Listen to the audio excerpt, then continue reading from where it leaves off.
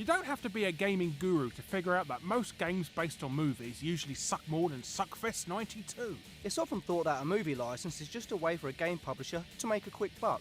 So we scrape the big screen barrel for some of the most dire games ever burnt to plastic. Hi, I'm Wes. And I'm Larry, and we welcome you to our top 10 worst video game movie licenses.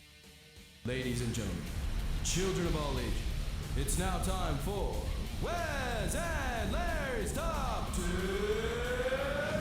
Worst Movie Licenses.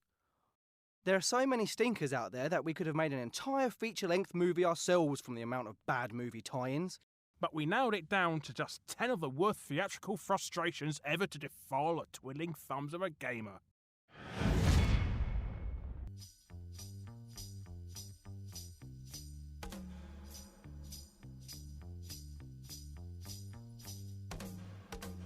In the midst of the big budget summer blockbusters, what you never see in gaming are titles based on indie films.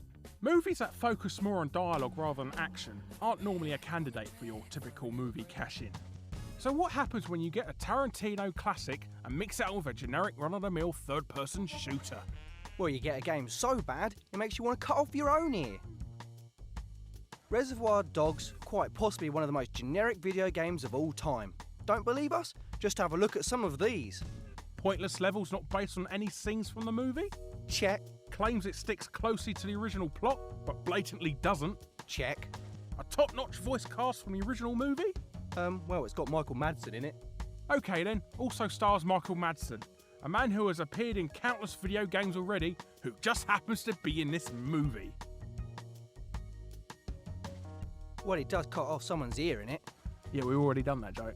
Oh yeah.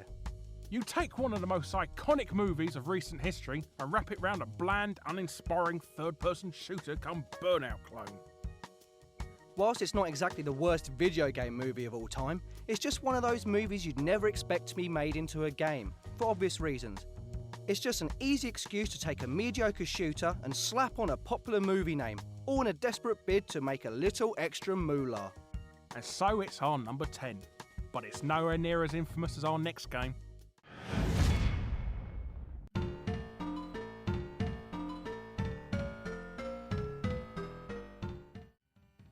Ah, you gotta feel sorry for Macaulay Culkin in the early 90s. When he wasn't playing with Michael Jackson, he was being left home alone when his family went off on holiday for Christmas. I don't feel sorry for him, he was a multi-millionaire. Plus, I always wanted to go to the Neverland Ranch. Oh, well, you'll be shedding tears for the poor mite when you realise he's a star of our next game. I'll be shedding tears for what a pile of shikak it is.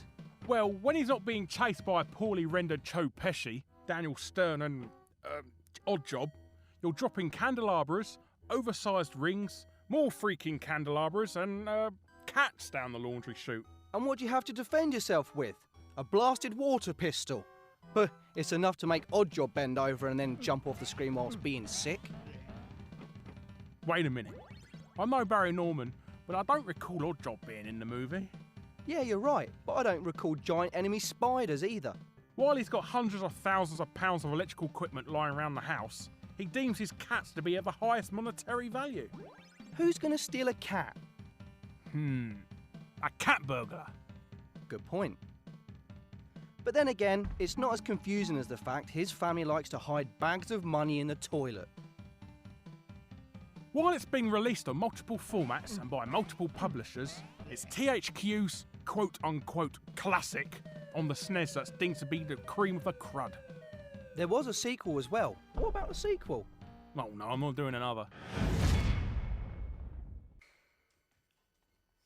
Rule 1 about Fight Club. You do not talk about Fight Club. Yeah, and rule 2 about Fight Club is you don't play Fight Club, because it's rubbish. Hey, I said no talking about it. Ooh, sorry. I'd have loved to have been in the board meeting for when they come up with this one. Oh, let's take a cult 90s film that evolves around the psychological emasculation of modern white-collar societies and then tag some loose-fitting, insultingly basic beat-em-up around it. As the whole thing was all about fighting, wasn't it? For every person that thought turning Fight Club into a beat-em-up was a good idea, there's a trillion who thankfully have more sense. Hence why it didn't receive any sort of commercial success. Obviously the public didn't see around the shoddy gameplay, lack of innovation and the fact that virtually no one's likeness appeared in the game. I mean, why would you even want to play a Fight Club game if it doesn't even look, feel or sound like the movie to begin with?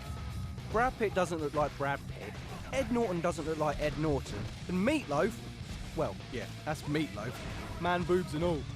'Cause I would do anything for love, but I'm far too fat. But you do get the officially licensed likeness of Fred Durst. Yeah, that's good. We can keep rolling, rolling, rolling our fists into his face. Take that, Durst. Look, there's Steve-O too. No, that's not Steve-O, dude. I'm sure even he has more dignity than to sell out his likeness on a bad license.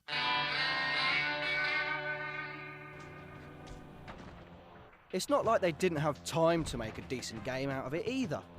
It didn't have to be rushed out for the summer blockbuster schedule, did it? The movie came out 5 years before. That and the fact Meatloaf's man boobs really do freak me out. I mean, they even put dead or alive like physics on the things. Oh, why, God, why? Haven't they tortured us enough already?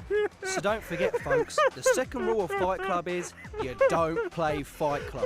My eyes are closed, but I can still see them. It's all right, mate. It's gonna be all right.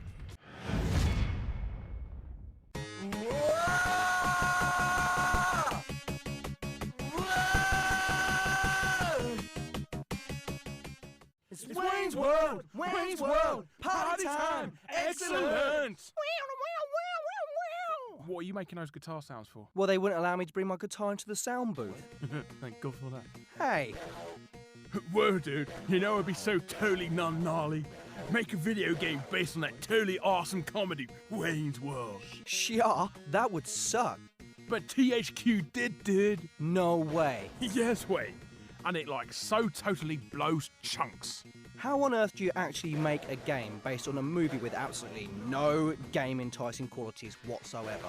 Well, you take a minor reference from the film, in this case Noah's Arcade, and then milk it for all it's worth. And even then they had to stretch it. Ooh, let's make it into a platformer where Wayne gets sucked into one of the arcade machines. Well, that's original. Original? Yeah, a monkey's might fly out of my butt. And then, of course, the movie was famous for its huge cast of villains. So let's stick some evil bagpipes, tubas and accordions that spew out their own catchphrases for Wayne to battle. Well, at least they didn't ruin the license by doing a shoddy rendition of that Bohemian Rhapsody scene. But they did.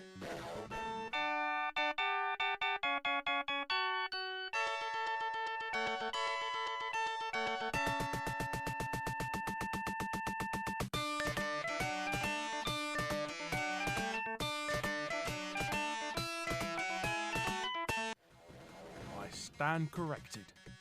Zang. Even if it didn't have the Wayne's World license tacked on, this game would still suck. It's a poorly derived, badly conceived, boring platformer with terrible controls and no redeemable qualities whatsoever. But hey, it's Wayne's World, dude, so we totally recommend this game. Not! Our first title on the list that's not only a bad game, but also based on a blooming awful movie to begin with. Oh, what could possibly go wrong? You've got a light-hearted comedic tale about an anthropomorphic duck desperately trying to get back to his home planet after being stranded on Earth. And then the developers thought, screw it, let's stick him on some volcanic island where he has to rescue his friends from some evil demonic person instead. Then have him walking as slow as hell, and I mean really, really slow. Combine it with him constantly being attacked by midget ET, and you've got yourself one glorious pile of directorial duck poop. And to top it all, what really gets under our feathers is the fact that poor old Harold can't even swim. That's right, a duck that can't swim. You need to get some flipping jetpack to cross a plane of water bigger than a puddle. At the end of the day, it's best to face facts. No one bothered watching the movie, and thus, no one bothered buying the game either. It's a little known title in our collection, plus if you scour the internets for information about this game, there's virtually nothing about it. It wouldn't surprise us if that's because somebody who played the game ended up killing themselves. It was so bad. Considered as an overlooked hemorrhoid on the bum of gaming, That's why this game ducks in at number 6. You'd be quackers to play this. But it's from ducks to rucks with our next choice.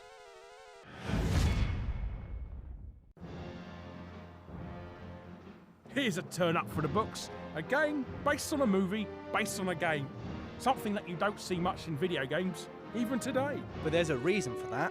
Movies based on games usually suck, and it doesn't take a genius to figure out that a game based on something that already sucks is just going to suck more.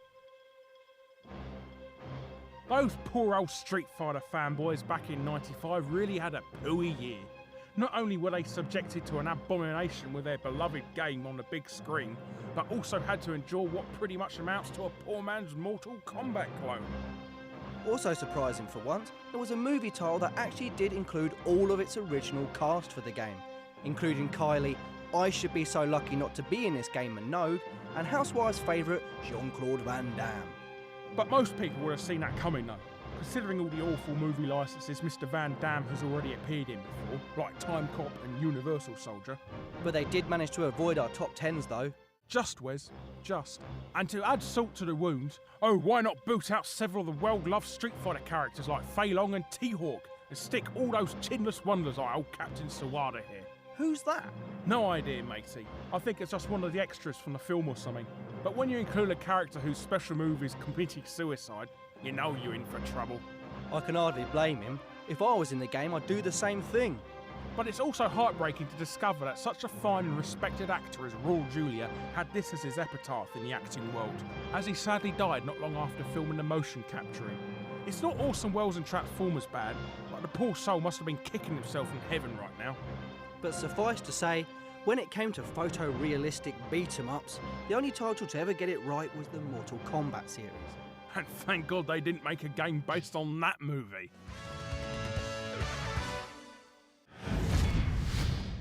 Hello and welcome to the Ad Break Questionarium. Let's see if your video gaming knowledge is large enough to guess which popular video game character this is. Have a look at these exciting products that you may like to purchase in the near future, and we'll reveal the answer after the break.